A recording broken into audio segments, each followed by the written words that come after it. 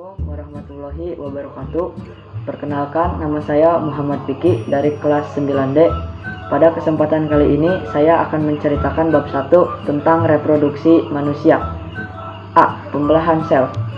Sel-sel tubuh mengalami mekanisme pembelahan untuk berbagai macam fungsi seperti fungsi pertumbuhan, fungsi regenerasi, dan fungsi reproduksi. Secara umum, pembelahan sel dibedakan menjadi 3 macam, yakni pembelahan amitosis, pembelahan mitosis, dan pembelahan meiosis. 1. Pembelahan amitosis. Pembelahan amitosis biasanya terjadi pada sel-sel sederhana seperti amoeba. Pembelahannya terjadi secara langsung tanpa melalui tahapan-tahapan tertentu. Amitosis berasal dari kata a, artinya tanpa, dan mitosis artinya pembelahan. Inti sehingga amitosis adalah pembelahan sel pada organisme yang tidak memiliki membran inti seperti pada organisme prokariotik. Tahapan-tahapan pembelahan amitosis antara lain sebagai berikut. A. Informasi genetik berupa DNA akan menempel pada membran plasma induk dan mengadakan diri. B. Ujung DNA baru yang terbentuk menempel di membran plasma atau pada sisi yang berserbangan. C.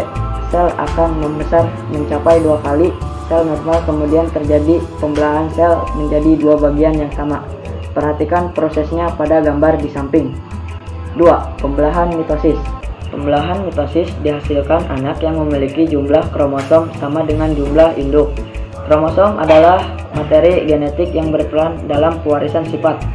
Pembelahan mitosis terdiri atas 4 fase pembelahan, yakni profase, metafase, anafase, dan telofase.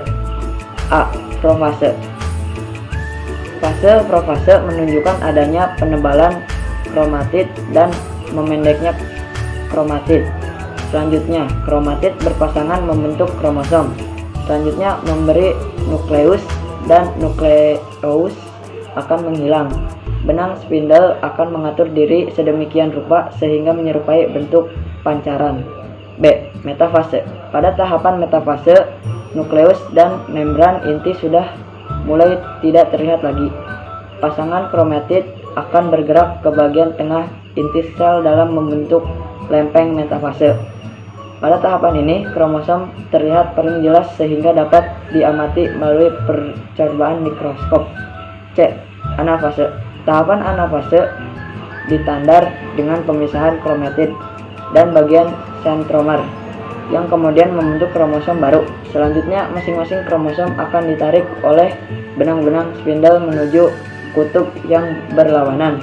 Pada akhir anafase, kromosom hampir sampai ke kutubnya masing-masing. D. Telofase. Telofase adalah tahapan terakhir dari proses pembelahan mitosis. Pada tahap inilah akan terbentuk 2 macam sel. Pada tahapan ini, kromatid telah sampai di kutub-kutub yang berlawanan. Kromatid menipis dan memanjang menjadi kromatin. Kumpulan kromatin akan membentuk anak inti atau nukleus. Membran inti sel mulai terbentuk di sekitar 2 kelompok kromosom yang terpisah. 3. Pembelahan meiosis.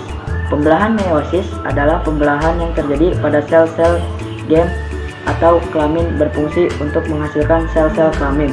Pembelahan meiosis disebut juga sebagai pembelahan reduksi karena menghasilkan keturunan dengan jumlah kromosom setengah dari kromosom induk. Pembelahan meiosis menjadi meiosis 1 dan meiosis 2. A. Meiosis 1. Pembelahan meiosis 1 menghasilkan 2 sel anakan yang sifatnya masih diploid. Tahapan-tahapan pembelahan meiosis 1 antara lain sebagai berikut. 1. Profase 1. Profase 1 terdiri atas 5 subfase yang berbeda, yakni fase leptoten, zigoten, pakiten, diploten, dan diakinesis. Pada fase leptoten, kromatin akan berubah menjadi kromosom. Selanjutnya, kromosom tersebut akan saling berpasangan dengan hormonolognya atau membentuk sinapsis. Mekanisme tersebut termasuk dalam subfase zigoten. Selanjutnya adalah subfase pakiten, di mana terjadi duplikasi kromosom sehingga terbentuk kromosom tetrad. Setelah pakitan terjadi pindah silang plasma atau fase diploiden. Subfase yang terakhir adalah fase diagnesis, di mana membran inti mulai menghilang. 2. Metafase 1. Tahapan selanjutnya adalah metafase 1, di mana kromosom homolog mulai tersusun rapi di bagian ekuator. Benang spindle dari salah satu kutub melekat pada salah satu kromosom homolog dan benang spindle pada kutub yang berlawanan melekat pada pasangan kromosom homolognya. 3. Anafase 1. Pada anafase 1, kromosom homolog akan berpisah menuju kutub yang saling berlawanan akibat tarikan dari benang gelendong. Selain itu terjadi pula reduksi kromosom. 4. Telofase 1. Pada tahapan telofase 1, membran inti mulai terbentuk kembali atau disebut proses sitokinesis. Sitokinesis adalah proses pembelahan sitoplasma menjadi dua bagian sel yang sama besar. B. Meiosis 2. Tahap meiosis 2 bertujuan untuk membagi kedua salinan DNA pada sel anakan yang baru yang dihasilkan pada tahap meiosis 1. Tahap-tahap yang terdapat dalam meiosis 2 antara lain sebagai berikut. 1. Profase 2. Pada tahap profase 2 terdapat dua sel anakan hasil dari pembelahan meiosis 1. Pada fase ini, kromatid saudara masih melekat pada sentromer kromosom. Benang spindle mulai terbentuk dan kromosom mulai bergerak ke arah bidang metafase. Metafase 2. Pada metafase 2, kromosom yang terdiri dari dua kromatid merentang pada bidang ekuator. Benang-benang spindle melekat pada kinetokor masing-masing kromatid. 3. Anafase 2.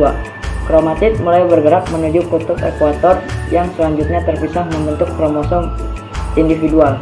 4. Telofase 2. Sel anakan masing-masing mulai membelah diri menjadi dua, tetapi sekat sitoplasma belum terpisah sempurna. Mungkin itu saja yang dapat saya sampaikan. Kurang lebihnya saya mohon maaf. Wassalamualaikum warahmatullahi wabarakatuh.